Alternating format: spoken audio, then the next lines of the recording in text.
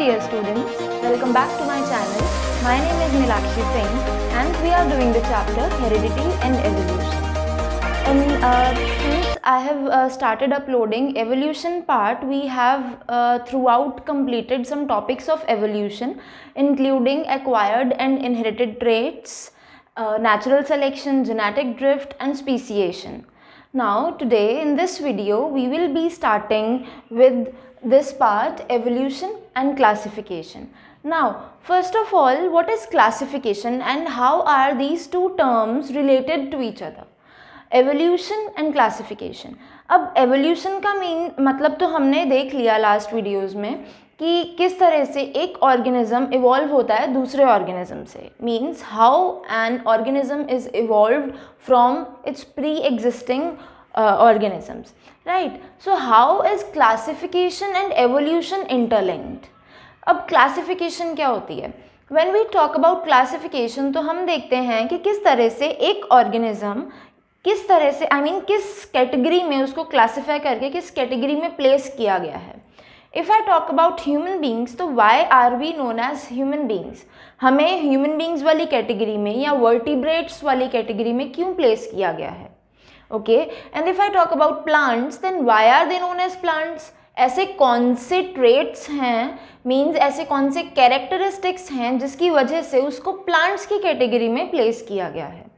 Okay, so this is what actually classification means. Okay, so मतलब अगर हम बात करें कि प्लांट्स में ऐसा कौन सा कैरेक्टर है जिसकी वजह से उसे प्लांट ग्रुप में डाला गया है, तो हम बोलते हैं कि plants can do photosynthesis. Yes, they have autotrophic mode of nutrition, वो अपना खाना खुद बना सकते हैं, राइट. सो सेम चीज़, अब हमने प्लांट का कोई कैरेक्टर देखा, राइट, मीन्स कोई ऐसा उसका कैरेक्टर देखा जिसकी वजह से वो बाकियों से डिफरेंट है. If I say that human beings have like 4 limbs, right, हमारे 2 हाथ हैं, 2 पैर हैं, या 2 arms and 2 legs we have, 2 forelimbs and 2 hind limbs we have. So हमारे ऐसे ये वाले ट्रेट्स हैं जिस वजह से हमें बाकी एनिमल्स या बर्ड्स से अलग किया गया है. So this is what classification means. Now अगर हम बहुत ही सिंपलर पॉइंट ऑफ व्यू से जाके देखें तो सिंपली हम देखते हैं कि if you talk about living organisms, तो living organisms are made up of cells. अब सबके सब लिविंग ऑर्गेनिज्म सेल से तो बने हैं, लेकिन कैसे एक लिविंग ऑर्गेनिज्म दूसरे लिविंग ऑर्गेनिज्म से डिफरेंट है. Yes, if I say what are unicellular and what are multicellular organisms, तो how can we differentiate? Unicellular हम बोलेंगे that the unicellular organisms are made up of one cell, right? And if we talk about multicellular ones, they are made up of more than one cells or many cells. इस तरह से हमने उनको differentiate कर दिया. अब जो bacterias थे, कुछ स्पेसिफिक टाइप ऑफ बैक्टीरियाज जो सिंगल सेल थे विच वर यूनिसेलुलर, उनको यूनिसेलुलर की कैटेगरी में प्लेस कर दिया गया. इफ़ आई से मल्टी सेलुलर, तो जितने भी लिविंग ऑर्गेनिजम्स मल्टी सेलुलर थे उनको मल्टी सेलुलर वाली कैटेगरी में प्लेस कर दिया गया. So yes, this term is very important. Characteristics और कैरेक्टर्स यानी कि ट्रेट्स. अब कैरेक्टरिस्टिक्स होते क्या हैं? दीज आर डिटेल्ड अपीयरेंस या behaviour. Okay, so characteristics are what? They are detailed appearance और behaviour of a particular living organism. Okay, हम डिटेल में देखते हैं. For example, if we see the appearance of an individual, if I talk about myself और a human being, तो we'll से human beings have 2 eyes, 1 nose and 2 hands and 2 legs and 2 arms, या जितने भी physical characters हैं हम वो बोल सकते हैं. We can point them out. Now if we talk about behaviour means habit और एनी अदर ट्रेट जो इनबॉर्न है. Example, plants they perform photosynthesis, तो ये उनका एक कैरेक्टर है विच इज़ इनबॉर्न, इनबिल्ट, उनके अंदर है, दे परफॉर्म, जिसकी वजह से ही उनको डिफरेंट कैटेगरी में डाला गया. सो इफ़ आई से एवोल्यूशन एंड क्लासिफिकेशन का रिलेशन तो यही है कि किस तरह से एवोल्यूशन हुई. अब एवोल्यूशन होके जब कोई न्यू स्पीशीज़ की फॉर्मेशन हो जाती है, उसके बाद उसको किस तरह से कौन से कैरेक्टर्स को देखते हुए, मीन्स एवोल्यूशन के बाद हमने उसके कौन से कैरेक्टरिस्टिक्स या कौन से कैरेक्टर्स को देखा या कौन से ट्रेट्स को देखा जिसकी वजह से हमने उसे क्लासीफाई किया. Okay, and due to which we classified that organism which was evolved. Okay, अगर हमें कोई लगेगा सिंगल सेल्ड है तो हम यूनिसेलुलर में डाल देंगे, राइट, उसको इस अकॉर्डिंग क्लासीफाई कर देंगे. अगर हमें लगेगा कोई न्यू स्पीशीज अराइज हुई है, हमें कुछ प्लांट जैसा ट्रेट लग रहा है क्योंकि वो ग्रीन है, फोटोसिंथेसिस भी कर रहा है और वो मूव भी नहीं, आई मीन लोकोमोशन भी परफॉर्म नहीं कर रहा है, एक जगह ही रुका हुआ है, प्लांट जैसे कुछ कैरेक्टर्स मिलेंगे तो हम उनको प्लांट्स वाली कैटेगरी में डाल देंगे. So this is how evolution and classification are interlinked. Okay, so if we talk about the same evolution and classification, अब हम किस तरह से कौन से मेथड से एवोल्यूशन और क्लासिफिकेशन को लिंक करके पढ़ेंगे. Out of which the first one is tracing evolutionary relationships. Means हम एवोल्यूशनरी रिलेशनशिप्स देखेंगे कि किस तरह से एंसेस्टर्स दे वर इंटरलिंक्ड. ओके, मीन्स अगर मैं बोलूँ एक न्यू स्पीशीज की फॉर्मेशन हुई है तो वो किस तरह से अपने पूर्वजों के साथ मीन्स एंसेस्टर्स के साथ इंटरलिंक थे और किस तरह से वो आगे अब अराइज हुई है स्पीशीज, राइट. फिर उस तरह से हम उसके एवोल्यूशनरी रिलेशनशिप्स को ट्रेस करके और उसको फिर हम उसकी कैटेगरी डिसाइड कर देंगे कि उसको कहाँ पे हम क्लासीफाई करने वाले हैं. Okay, the second method is fossils. अब हमने फॉसिल्स की डेफिनेशन तो पढ़ी है बचपन से बहुत बार, right, the dead remains of plants and animals which are buried deep inside the earth crust, right. earth crust के अंदर बहुत deep जो bury हो जाते हैं dead remains of plants and animals. ठीक है, तो वो fossils हो गए. ठीक है, उसके according हम देखेंगे कि किसका fossil है, किससे मिलता जुलता लग रहा है, and that we'll study. Okay, the third one is evolution by stages. किस तरह से एक स्टेज बाय स्टेज एवोल्यूशन होती है और उस तरह से कौन सा ट्रेट जो है वो इंटरलिंक्ड है अपने लास्ट वाली स्टेज के साथ कैसे लिंक कर पा रहा है, कैसे रिलेट कर पा रहा है. Okay, so I hope this introduction of the topic is clear to you. In under this topic we are going to study the three main points, out of which the first one is tracing evolutionary relationships, second one is fossil study, and this is the third one which is evolution by stages. अलग अलग examples लेके हम ये तीनों पढ़ेंगे. Okay, so starting with the first one which is tracing evolutionary relationships. Take a minute and note it down quickly.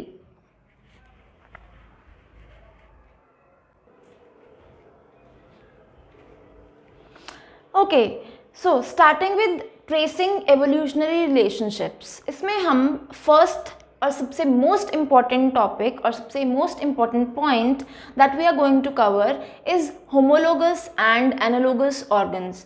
If I talk about ICSE curriculum और CBSE और any state boards, तो ये एक सबसे इम्पॉर्टेंट पॉइंट है जो इस chapter में एवोल्यूशन पार्ट में कवर किया जाता है एंड जिसके चांसेस भी होते हैं एग्जाम में आने के. So don't skip it at all.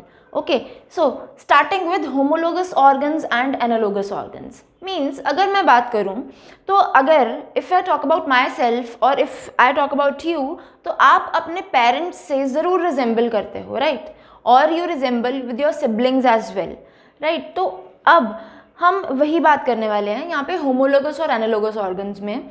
हम दो चीज़ों की बात करेंगे. We'll talk about the structure and functions. Okay, one, we'll talk about structure and functions. Okay, means किसी भी organ का क्या structure है. See, we are going to study about the organs here. Okay, organ का structure क्या है और वो क्या function perform कर रहा है. ओके, उस अकॉर्डिंग हम कैटेगरीज में किस कैटेगरी में किस ऑर्गेनिज्म को डालेंगे, उसका कौन सा ऑर्गन डालेंगे, now that will see. Okay, starting with homologous organs. अब सबसे पहले हम एक एग्जांपल लेते हैं. Let us consider an example of the four limbs या फोर लिम्स. फोर FORE वाला फोर है ये, FOUR वाला नहीं. फोर लिम्स होती हैं हमारी आर्म्स. ओके, आर आर्म्स, ये जो दो आर्म्स हैं. Okay, so if I talk about the animals also, अगर हम डॉग या मंकीज़ या अर्ली मैन की बात करें तो आपको याद होगा, हमने पढ़ा हुआ है कि they were not able to stand erect. Means वैसे स्ट्रेट खड़े नहीं हो पाते थे. They use to use these four limbs to walk. आज भी जो एनिमल्स हैं, द डॉग्स और the other animals, they use these four limbs to walk, right. So अभी हम बात करेंगे इन फोर लिम्स की in case of different organisms like frog. Okay, if I talk about frog और सम अदर ऑर्गेनिजम्स ऑल्सो, तो क्या होता है, उनकी जो फोर लिम्स हैं they exactly resemble our four limbs. Okay, if I talk about four limbs of frog, they exactly resemble the four limbs of a human. Okay, so होगा क्या, structure is same. I will write it down here. Structure, मैं यहाँ पे बहुत ही main points note down कर रही हूँ, आप भी यहाँ पे लिख सकते हो. I'll give you a minute. Structure is same, whereas function is different. I will let you know how. Okay, and in this case it's opposite. Structure is different but function is same. Now I'll explain this to you in a minute. Just take a minute and note it down first, then we'll continue with the example जो सबसे important है. Just note it down.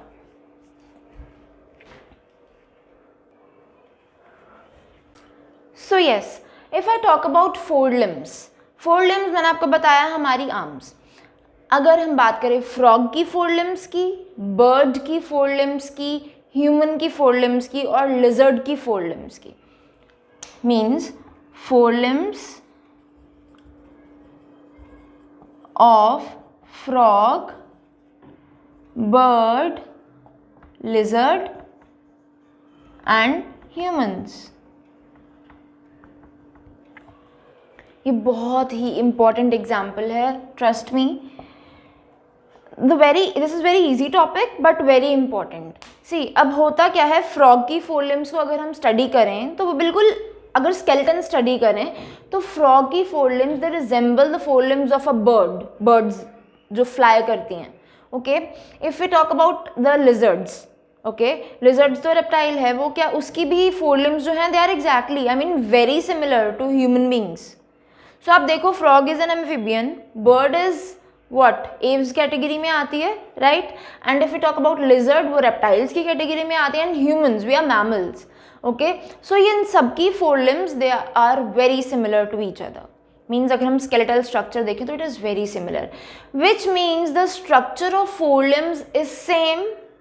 But अब functions की बात करें तो human beings ने अपने फोर लिम्स को अडेप्ट किया है किस तरह से, ग्रास्प करने के लिए, कुछ पकड़ने के लिए. Like I am using my hand to grasp this marker, right, और we use our hands to grasp some things और द अदर, राइट. सो अब फ्रॉग क्या करता है, उस फोर लिम्स की हेल्प से वो जंप करता है, हॉप करके. ओके, अब अगर हम बर्ड की बात करें तो वो फोर लिम्स यूज़ करती है फ्लाई करने के लिए. लिजर्ड की बात करें तो वो भी ऐसे वॉल्स पे क्रॉल करने के लिए यूज़ करती है अपनी फोर लिम्स. उनमें से कोई भी ऑर्गेनिज्म, फ्रॉग या लिजर्ड या बर्ड, सिर्फ ग्रास्प करने के लिए तो अपने हैंड्स या फोर लिम्स को यूज़ नहीं कर रहा ना, right. Means function is changed now, function changed है बट उनका actual structure is same, which shows कि एंसेस्टर्स कहीं ना कहीं सेम होंगे, जिस वजह से स्ट्रक्चर सेम आया. But according to the situations अपनी हैबिट्स चेंज कर ली हैं ह्यूमंस ने, बर्ड्स ने और फ्रॉग ने, राइट, और लिजर्ड ने. सो फंक्शन चेंज हो गया है but structure is still same. This is what homologous organs mean. Okay, I hope it is clear. Next is analogous organs. Now structure is different. इसमें किसकी example लूँगी मैं, I'll take example of, ये है example बच्चे, yeah, so wings of bird and bat. Okay, now analogous organs, अब ये क्या करते हैं, जो उनकी विंग्स होते हैं. विंग्स वी नो कि wings the birds they use to fly. Okay, wings, या हम बात करें अगर बैट की, ओके, bat is a mammal but वो फ्लाई करता है, राइट. और जो बर्ड्स हैं, normally all birds they mostly birds they fly, right? So वो उनकी भी 4 लिम्स प्रेजेंट है, उनमें भी 4 लिम्स प्रेजेंट हैं. अब हम यहाँ पे 4 लिम्स को छोड़ के विंग्स की बात करें अगर, तो विंग्स उनमें भी प्रेजेंट है, उनमें भी प्रेजेंट है. Birds also have wings and bat also have wings. But वो दोनों अपने विंग्स को किस तरह से यूज़ कर रहे हैं, this is what we are going to talk about. Okay, वो अपने विंग्स, जो बर्ड है वो उसके विंग्स का अगर हम इंटरनल स्ट्रक्चर देखें तो बर्ड्स के जो विंग्स हैं यानी कि उसकी जो 4 लिम्स है वो ऊपर फेदर्स के साथ कवर्ड हैं. मीन्स अगर हम बर्ड की बात करें तो वो किसके साथ कवर्ड हैं, फेदर्स के साथ. ओके, बर्ड के विंग्स या उसकी बॉडी पूरी जिस तरह से फेदर्स के साथ कवर्ड है, ओके, तो वो उड़ रही है, fine. If we talk about bat, तो उसकी अगर हम विंग्स की डिटेल स्टडी में जाएं बच्चे, तो उसके जो विंग्स हैं वो किस तरह से हैं, जैसे ये हैंड है तो इसके जो ये फिंगर्स के सेंटर में इस तरह से जॉइंटेड है, स्किन की लेयर्स हैं, इस तरह से फोल्ड्स हैं स्किन के. मीन्स उसकी ये जो 4 अगर मैं फिंगर्स की बात करूँ या 5 ये इनकी बात करूँ तो ये आपस में किस तरह से स्किन के साथ अटैच्ड हैं. ओके, सो बर्ड्स में तो ऐसा नहीं है. बर्ड्स में जस्ट उसके 4 लिम्स नॉर्मल हैं जैसे हमारे हैं, बट फेदर्स के साथ कवर्ड हैं. Okay, if you talk about bat तो इट इज़ वेरी डिफरेंट, उनका स्ट्रक्चर इज़ वेरी डिफरेंट. वो प्रॉपर स्किन के साथ कवर्ड हैं. ओके, आई मीन कवर्ड नहीं है, ये जो फिंगर्स फिल्ड हैं. ओके, प्रॉपर अटैचमेंट है स्किन की, यहाँ पे ऐसे करके प्रॉपर अटैचमेंट है स्किन की. Okay, means structure is different, folds of skin are present here. Okay, but again structure is very different but the function is same. Bat and bird, both they are using their wings to fly. Okay, so this is what analogous organs mean कि जो birds और bat हैं उनका structure is different but the function is same. Okay, if you talk about homologous organs, the 4 limbs of different animals like humans, frog, lizard and bird, it is same, structure is very same but the function is different. Okay, so this is what homologous and analogous organs mean. अब exam में किस तरह से इसका question पूछा जाता है, it is a very direct question like differentiate between homologous and analogous organs. Okay, yeah, how can you relate the evolution with this? So you can explain by giving this one example is sufficient. Okay, you can give this example जो मैंने यहाँ पे लिखी है. याद रखो 3 point से cover होगा, एक स्ट्रक्चर, एक फंक्शन और third is example. Okay, so learn this answer very I mean this is very important to learn this answer and it is very easy also. Okay, so take your time, take 1 minute and write it down in your notebooks. Okay.